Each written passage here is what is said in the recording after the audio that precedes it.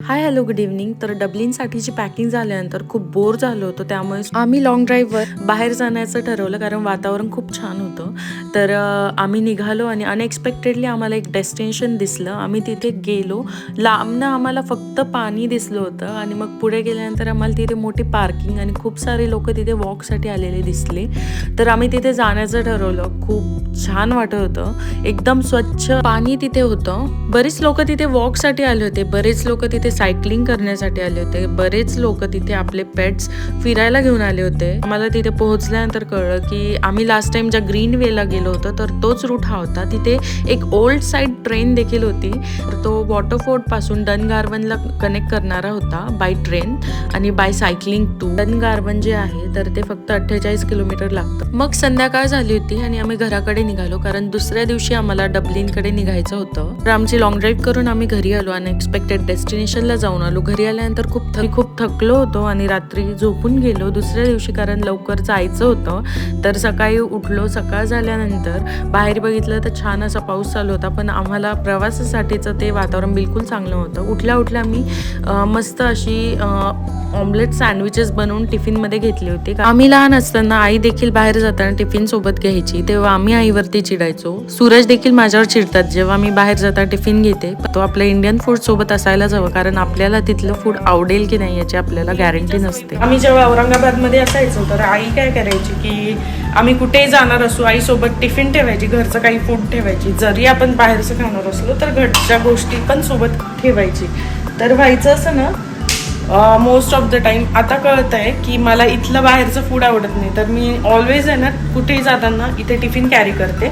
तर मी आज हे अशी सँडविचेस बनवली आहेत ऑमलेटची आणि सेकंड थिंग म्हणजे चिकन नगेट्स इथे भेटतात रेडीमेड, तर त्याला मी एअर फ्रायर करायला टाकले. तर आपली नगेट्स जे आहेत चिकन नगेट्स तर त्या रेडी आहेत आणि वेजेस सुद्धा मी त्यामध्ये थोड्या टाकल्या होत्या. तर या प्रकारे दॅट्स रेडी. वरनं फॉईल लावते म्हणजे ते गार होणार नाही आणि खराब देखील होणार नाही. प्रवास झिप बॅगमध्ये पॅक करते म्हणजे ते कुरकुरीत आहेत तशीच राहतील.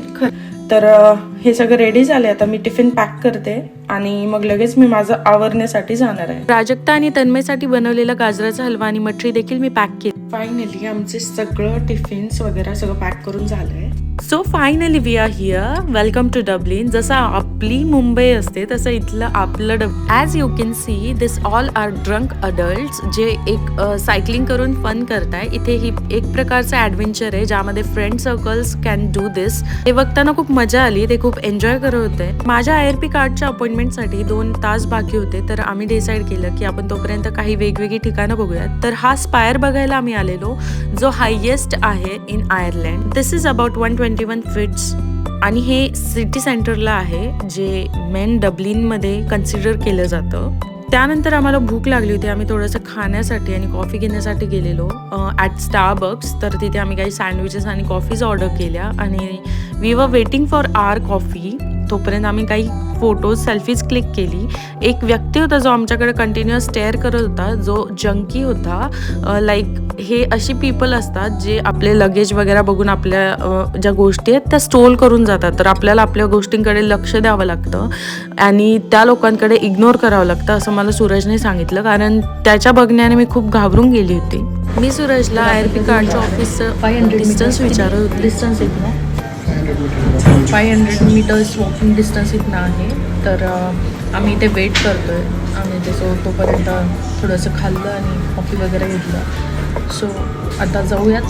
It's time for my appointment. तर आम्ही इमिग्रेशन ऑफिसला आलो. Hi hello guys. तर आम्ही आलो इमिग्रेशन डिपार्टमेंटला आणि इथे आज मला फायनली रेसिडेन्स परमिट होणार आहे.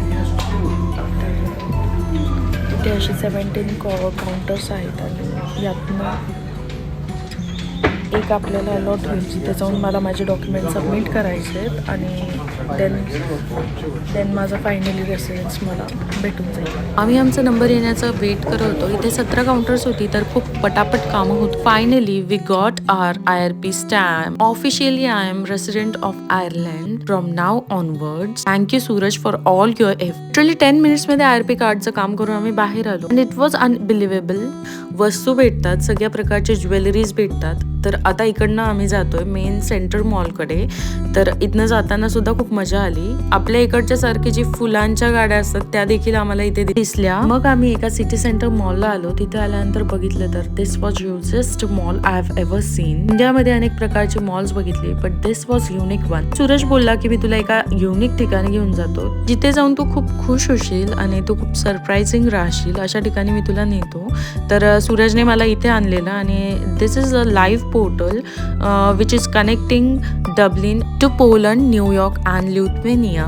तर इथनं आपण जे पण ॲक्शन करू तर लाईक अ कॅमेरा तिकडून जे लोक उभे आहेत तर त्यांना आपले ॲक्शन्स दिसणार असं हे पोर्टल होतं. तर आपण इकडनं त्यांना मेसेज सेंड करू शकत होतो. इथली एक लव्ह स्टोरी खूप जास्त फेमस आहे. एका कपलने इथे उभं राहून like they were dating just online, they haven't seen each other ever. तर त्या लोकांनी, त्या दोघा व्यक्तींनी सगळ्यात पहिले त्यांना एकमेकांना समोर ह्या पोर्टल थ्रू बघितलेलं. तर तिथली लव्ह स्टोरी देखील खूप जास्त फेमस आहे. तर आय लव्ह दिस प्लेस कारण की लोक खूप छान कम्युनिकेट करतात. Here there is no attitude, no ego to talk with each other.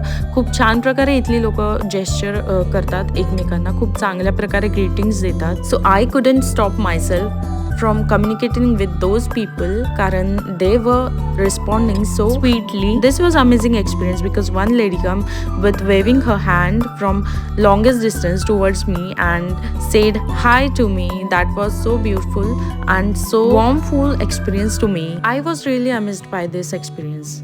With cutest smile मग आम्ही प्राजक्ताच्या घराकडे निघालो. तिच्या घरी पोहोचलो तर खूप छान असं डेकोरेशन तिने केलेलं होतं.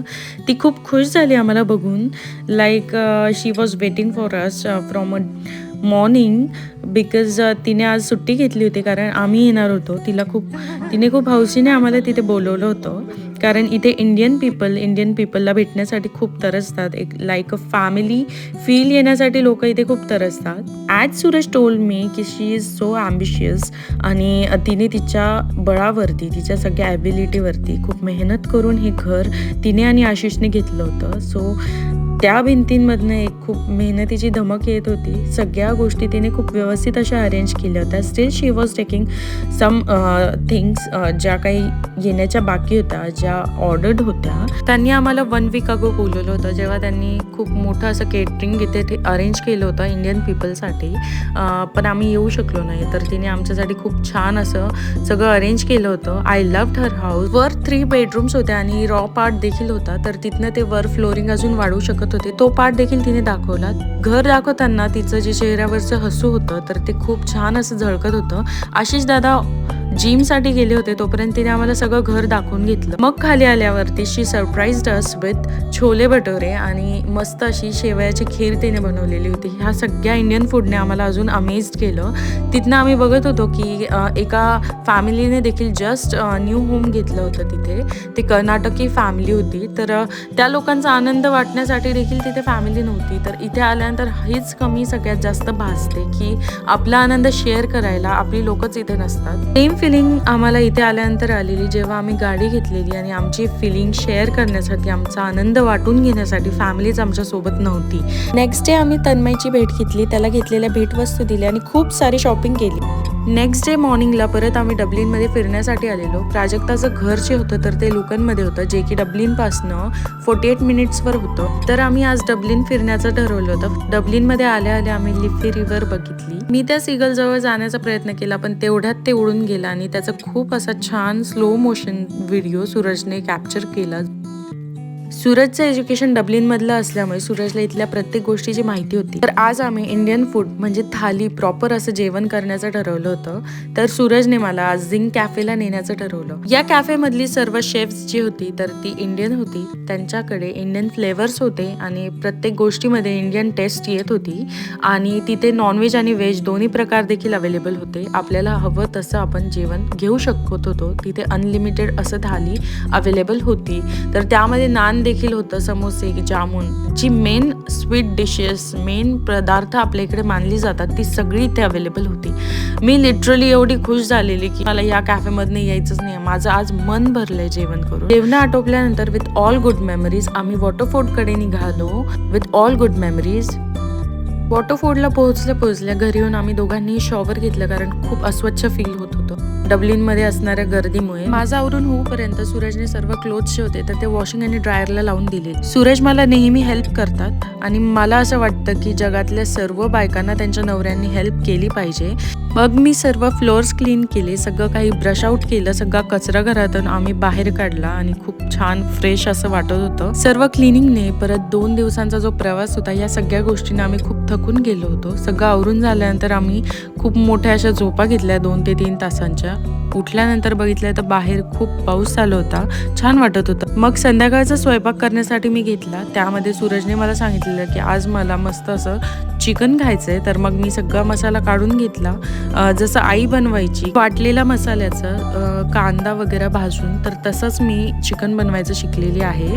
तर सूरजचं हे सगळ्यात फेवरेट जेवण आहे. मी आईच्या पद्धतीने बनवते आणि मग बिर्याणी देखील मी बनवली होती. छान पोटभर असं जेवण करून आई पप्पांना रोजचा व्हिडिओ कॉल करून आम्ही मग झोपी गेलो.